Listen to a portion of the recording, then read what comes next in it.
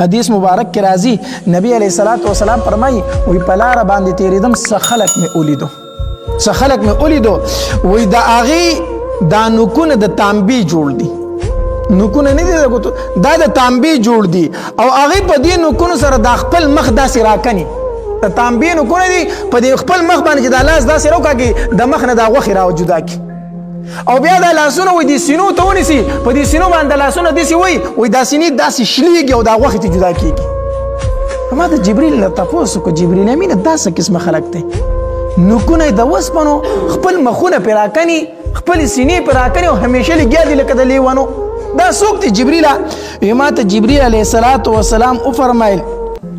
چې دا هغه خلک دی چې دا د انسانانو غوښې خوري دا د انسانانو څه خوري غوښې خوري ما چې څنګه د انسانانو غوښې خوري وایي چې د هغې غیبت کوي ستا د امت هغه خلک دی چې د خپلو وروڼو غیبت کوي او د هغوی عزتونه خرابوي د هغې سزا دا ده د هغې عزتونه خرابوي د هغې غیبت کوي پشه شا بس د هغې بې عزتي کوي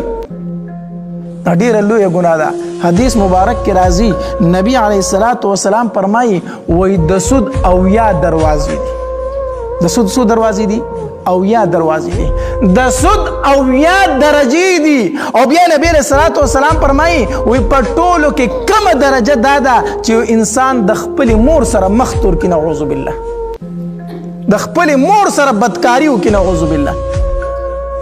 دا کومه درجه د سود ده او بیا نبی علیه السلام فرمایي وایي د ټولو نه بدترین سود د ټولو نه ناکاره سود د ټولو نه غټ سود دا دی چې ته د یو مسلمان عزت خراب کړي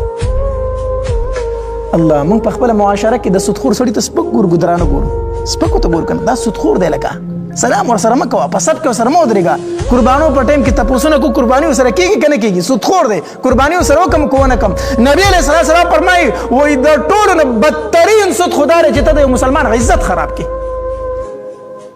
مونږ دې سوچ وکړو که نه مونږ چې د دوه تنه یو ځای کېږو د درېم تن نه کپړې وباسو که نه وباسو څومره بې عزتي کوو څومره بدې وایو څومره سپکې وایو حتی در دې پورې چې د هغه مور او خور ته مونږ نعوذ بالله ځان ورسو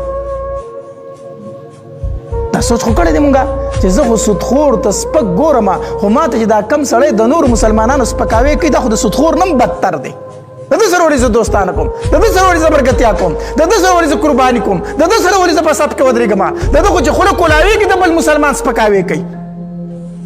دا سوچ چېرته مونږ کړی دی دا سوچ مونږ نه دی کړی یاد وساتئ کم ملګری دی کم دوست دی چې تا ته د بل سپکاوی بیانو که نه د سره په دغې ورځ باندې دوستي ختمه که د سره په دغې ورځ باندې ملګرتیا ختمه که څنګه چې تا ته د بل سپکاوی کوي دغه شان دی ستا سپکاوی بل ته کوي دا مه وایه چې دا زما جګري دوست دی دا زما خاص دوست دی ما ته د خلکو خبرې را رسوي نه څنګه چې تا ته د خلکو خبرې را رسوي سپکاوی درته کوي دقه شانتې ستا خبرې نورو خلکو ته بیانوي خو تا ته پته نشته دی چې هغه په بل باندې پرده نه راچوي په تا به څه پرده راواچوي داسې انسان سره خپل تعلقات ختم کړه چې د بل سپکاوی درته بیانوي